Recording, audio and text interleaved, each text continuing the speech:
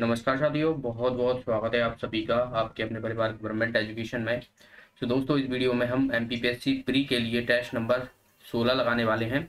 और इससे पहले कि अगर आपने नहीं देखे तो आपको एक आई का बटन मिल जाएगा यहाँ पर, तो यहाँ से आप देख पाओगे, या फिर आपको लिंक डिस्क्रिप्शन में मिल जाएगी सारी वीडियो की प्लेलिस्ट, तो वहाँ से आप सारी वीडियो देख पाओगे। तो काफ़ी इंपॉर्टेंट प्रश्न है, तो चलिए हम स्टार्ट करते हैं और पहले क्वेश्चन की तरफ हम बढ़ते हैं। पहला क्वेश्चन है आपके सामने कि मध्य प्रदेश के राज्यपाल के साथ लोकसभा अध्यक्ष पर पदभार भी ग्रहण किया है। ठीक है, along with the governor of Madhya Pradesh took over as the speaker of the Lok Sabha. Madhya Pradesh के गवर्नर भी रहे हैं और उन्होंने लोकसभा के अध्यक्ष के जो है वो पद ग्रहण भी किया है। तो ये कौन है? ऑप्शन है यहाँ पर श्री बलराम धाकड़, सेकंड ऑप्शन है श्रीमती सरला ग्रेवाल, मनु भाई पटेल, या बात की जाए पटवाई सीतारमैया। तो इसका आंसर हो जाएगा दरअसल हमारा फर्स्ट ऑप्शन श्री बलराम धाकड़ जो हैं, इनकी बात की जाए तो ये 2004 से लेकर 2009 तक जो है वो बात की जाए तो मध्य प्रदेश के रहे, और इन्होंने जो है वो लोकसभा अध्यक्ष का जो है वो पदभार भी ग्रहण किया था। तो ये मध्य प्रदेश के राज्यपाल यानी गवर्नर भी रहे हैं और लोकसभा के अध्यक्ष भी रहे हैं। ठीक है, अभी मध्य प्रदेश की अगर हम बात करें तो मध्य प्रदेश में जो पहले गवर्नर थे, और फर्स्ट फीमेल आपसे पूछ ली जाती है, तो पहले अगर हम बात करें पहले गवर्नर की तो पटवा सीतारमैया थे। ठीक है, महिला की बात करें तो सरला ग्रेवाल थी। अभी वर्तमान में कौन है? तो मनु भाई पटेल हैं। तो इन सभी को आपको याद रखना है, ये तो हमारी हो जाएंगी फर्स्ट फीमेल।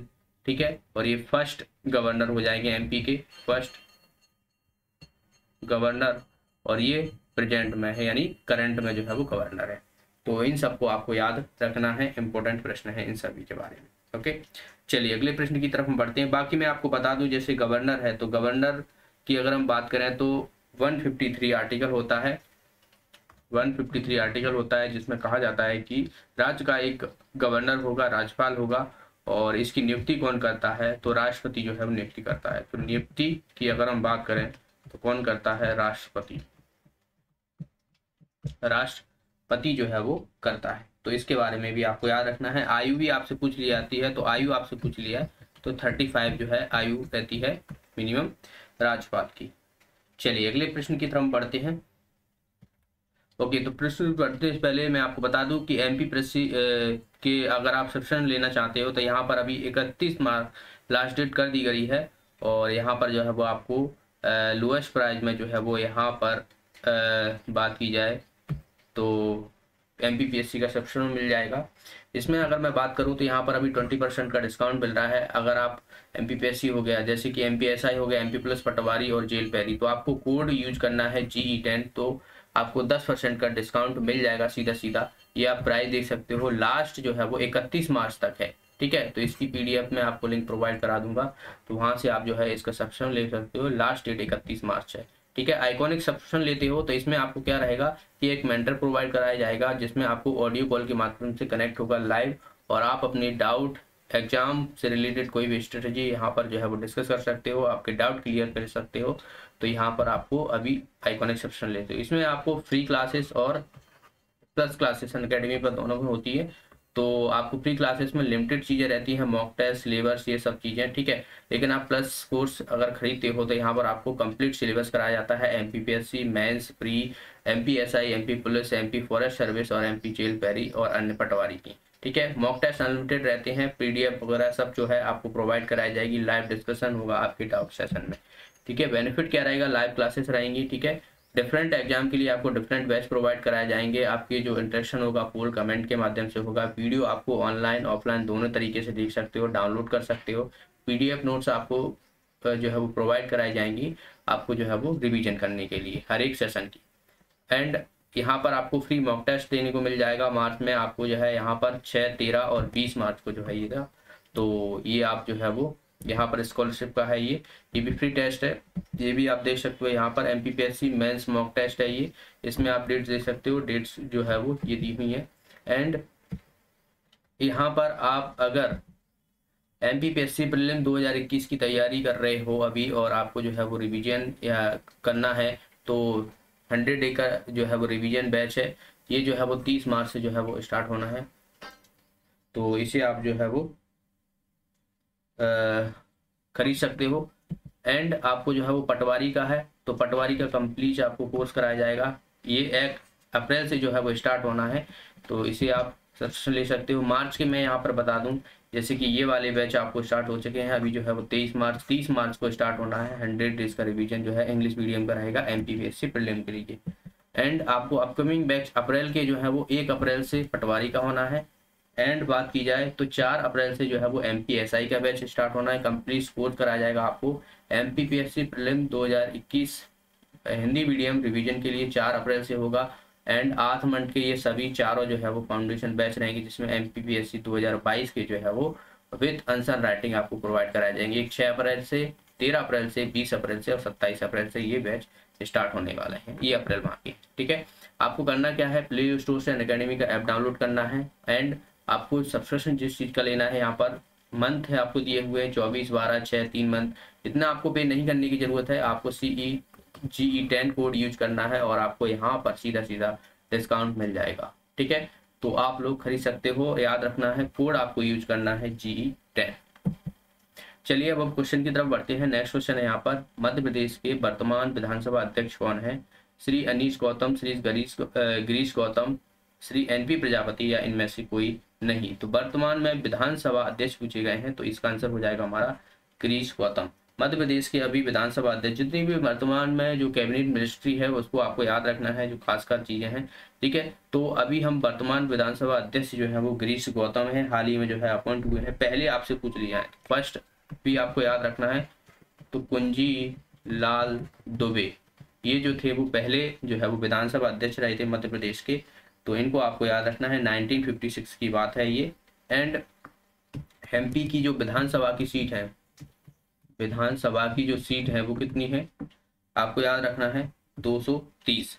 राज्यसभा की, लोकसभा की आपसे पूछ लिया है। ठीक है, राज्यसभा लोकसभा इसकी 11 है और इसकी 29 है, तो इन्हें भी आपको याद रखना है। सीट भी आपसे जो है वो पूछ ली जाती है। तो अभी वर्तमान विधानसभा अध्यक्ष जो है वो गिरीश गौतम है। अगले प्रश्न की तरफ हम बढ़ते हैं। नेक्स्ट है यहाँ पर, मध्य प्रदेश के मुख्य न्यायाधीश जो भारत के उपराष्ट्रपति भी रह चुके हैं, उनका नाम आपको बताना है। Chief justice of Madhya Pradesh who was also the vice president of India, PV Dikshit, M Hidayatullah, Ravi Vijay Kumar Malimath, और बात की जाए इनमें से कोई नहीं।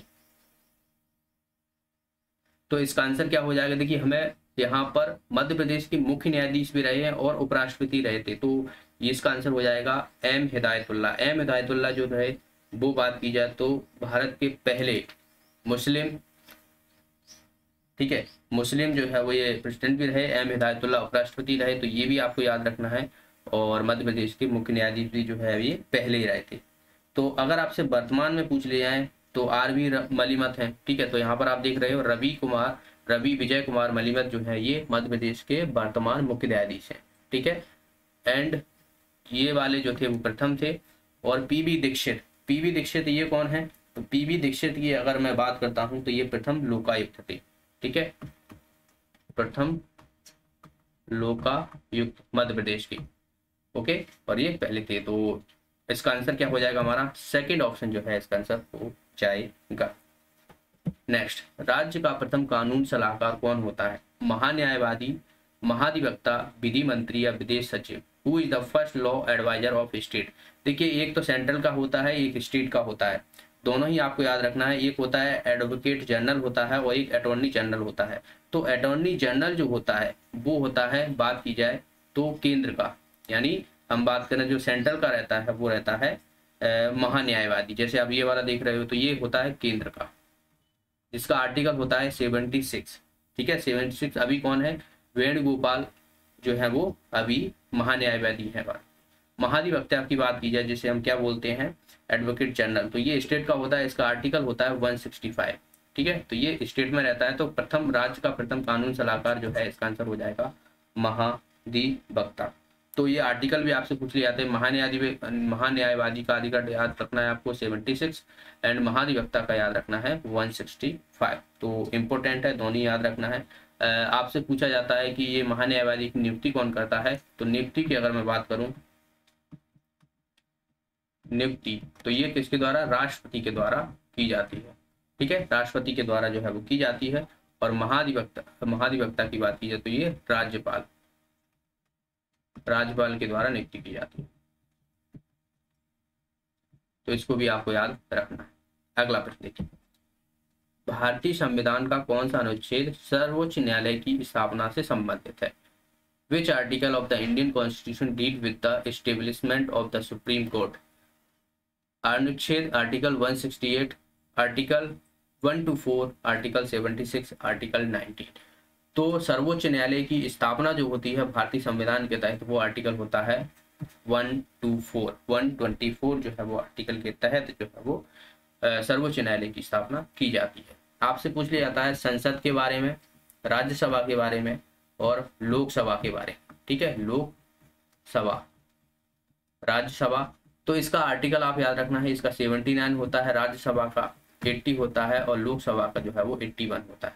ठीक है, संसद का 79, राज्यसभा का 80, लोकसभा का 81।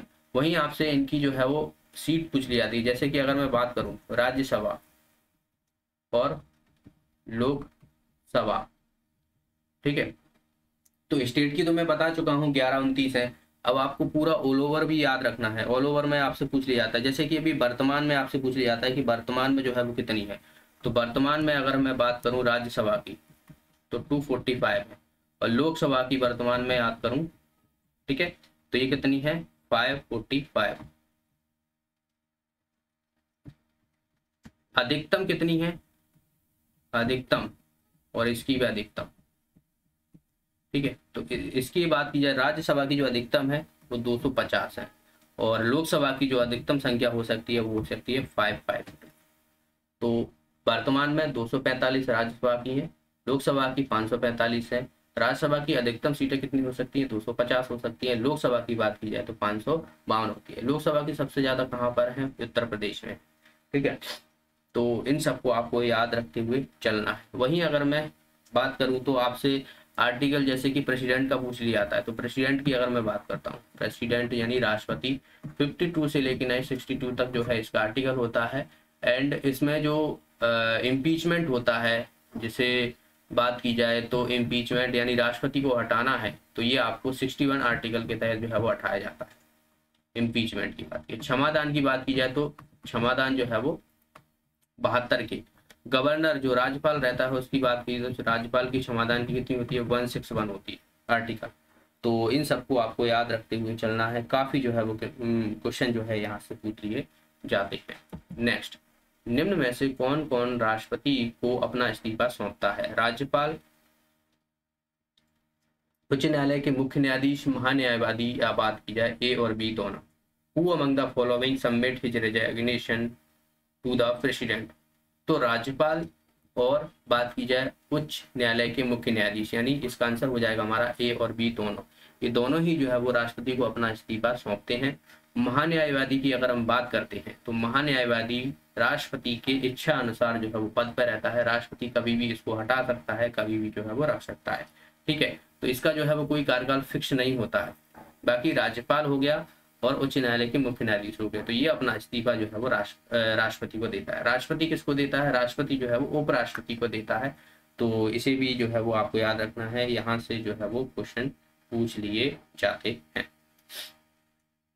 चलिए अगला प्रश्न देखते हैं। भारत का नियाग्रा किस जलप्रपात को कहा जाता है? भारत का नियाग्रा किस जलप्रपात को कहा जाता है?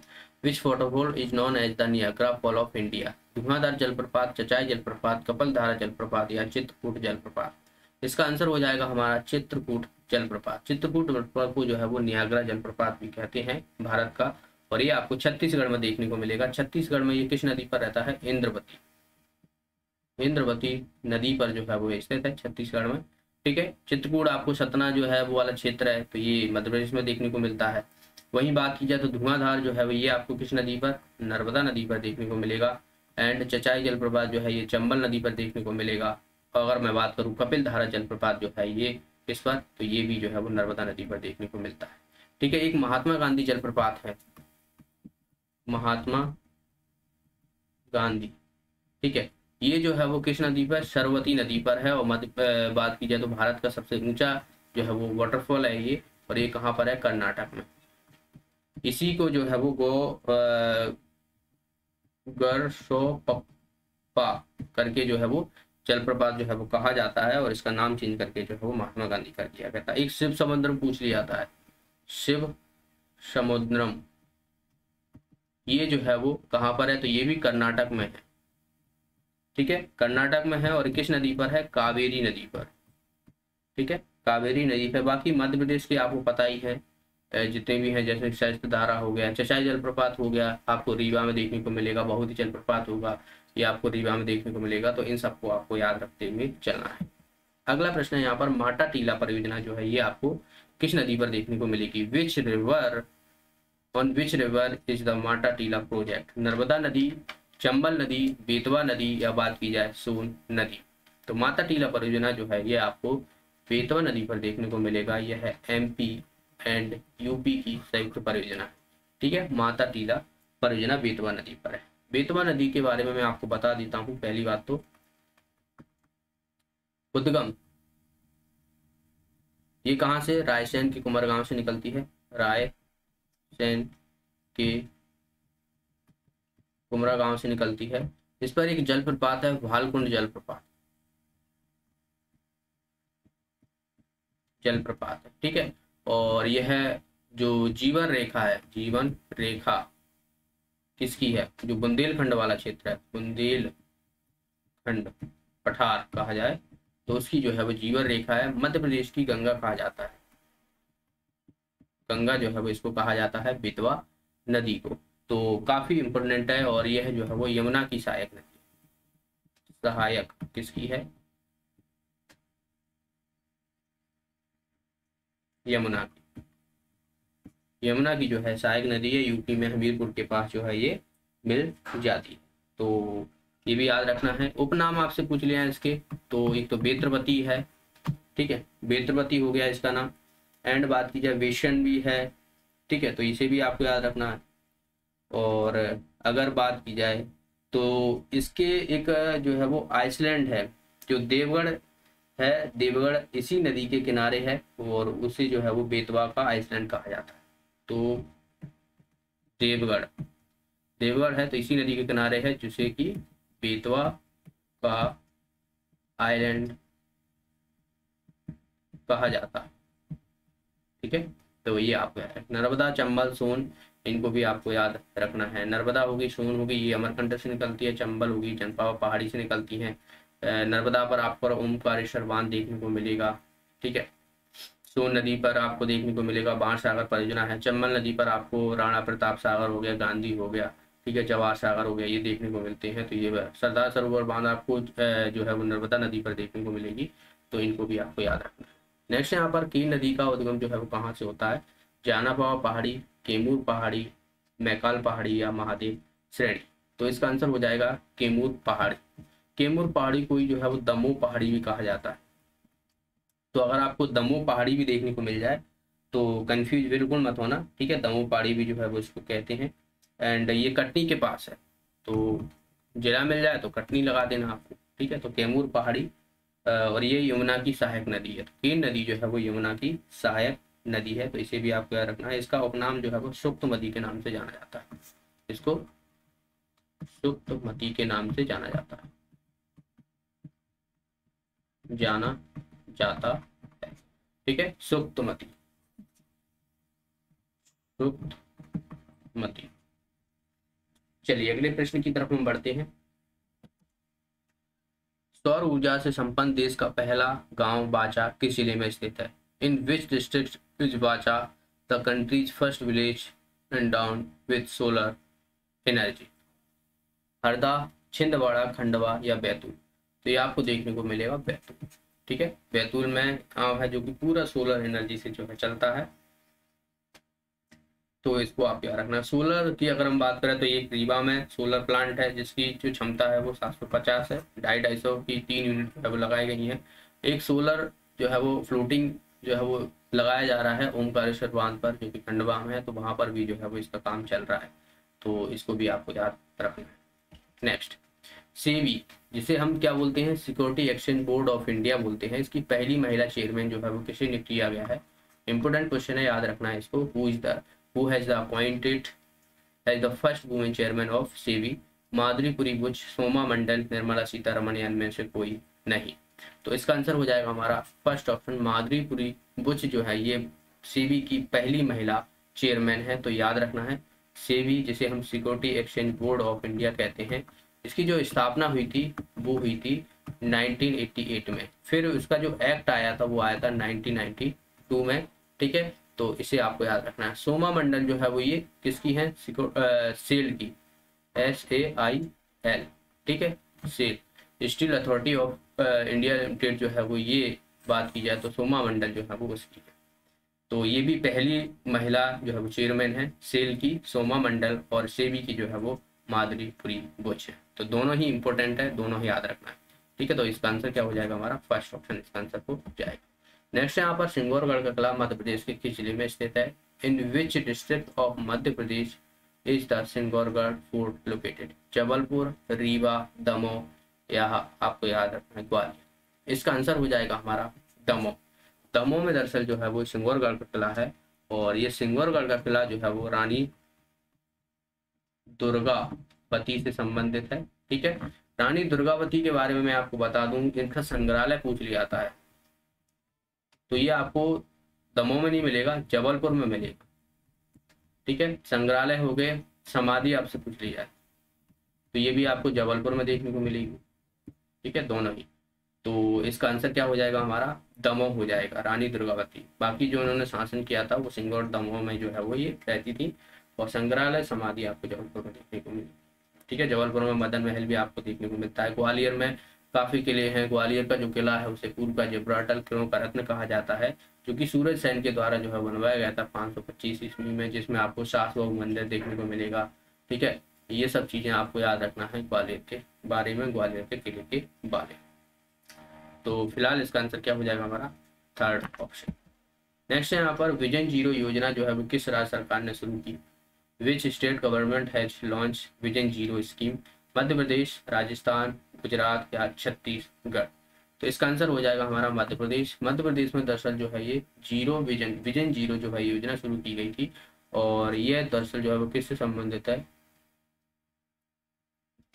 यह जो दरअसल जो है वो दुर्घटना से संबंधित है, यानी दुर्घटना कम जो है वो करने का जो है वो यह योजना चलाई गई थी, विजन जीरो योजना। अगला प्रश्न है यहाँ पर, मध्य प्रदेश में जल महोत्सव का शुभारंभ मध्य प्रदेश के किस जिले से शुरू किया गया था? From which district of Madhya Pradesh was the जल महोत्सव स्टार्ट इन मध्य प्रदेश? जबलपुर, खंडवा, अनूपपुर या शहडोल? तो इसका आंसर हो जाएगा हमारा खंडवा। खंडवा से शुरू किया गया था, और खंडवा में कहाँ से? हनुमंत्या टापू से। ठीक है, हनुमंत्या टापू से जो है शुरू किया गया था, और यह दरअसल जो है वो शिवराज सिंह चौहान के द्वारा शुरू किया गया था। मुख्यमंत्री शिवराज सिंह चौहान के द्वारा जो है ये शुरू किया गया था। ये जो है वो करीबन नवंबर 2021 में जो है शुरू किया गया था। पहला आपसे पूछ लिया है कि पहला जो है वो जल महोत्सव कब शुरू किया गया था? जल महोत्सव तो ये 2016 में जो है शुरू किया गया था पहला जल महोत्सव। ठीक है, फिर दूसरे की बात की जाए तो ये शिवराज सिंह चौहान के द्वारा खंडवा में शुरू किया गया था। खंडवा आपको पता हो तो यहाँ पर ओमकारेश्वर है, ओमकारेश्वर, और जो कि नर्मदा नदी के किनारे है। अगला प्रश्न, निम्न में से किस दिन जननायक बिरसा मुंडा की जयंती पर पूरे प्रदेश में जनजातीय गौरव दिवस के रूप में मनाया? On which of the following day जननायक Birsa Munda birth anniversary is celebrated as the tribe heritage across the state? 15 नवंबर को, 14 नवंबर, 15 नवंबर, 16 नवंबर या 17 नवंबर? इसका आंसर हो जाएगा हमारा 15 नवंबर। बिरसा मुंडा जयंती पर जो है वो जनजातीय गौरव दिवस मनाया गया था 15 नवंबर को। इंपॉर्टेंट क्वेश्चन है, याद रखना। तो ये थे दोस्तों आज के प्रश्न। आई होप आपको सारे क्वेश्चन अच्छे से समझ में आए होंगे और आपके काफ़ी सही निकले होंगे। आप लोग अनअकैडमी पर सब्सक्रिप्शन लेना चाहते हो आने वाले भर्ती की तैयारी करने के लिए, तो आपको कोड यूज करना है GE10, तो जिससे आपको यहाँ पर डिस्काउंट मिल जाएगा। तो मिलते हैं नेक्स्ट क्लास में। वीडियो को लाइक और शेयर जरूर कीजिएगा। अभी तक चैनल को सब्सक्राइब नहीं किया तो चैनल को भी सब्सक्राइब कर लेना। तब तक के लिए बहुत बहुत धन्यवाद।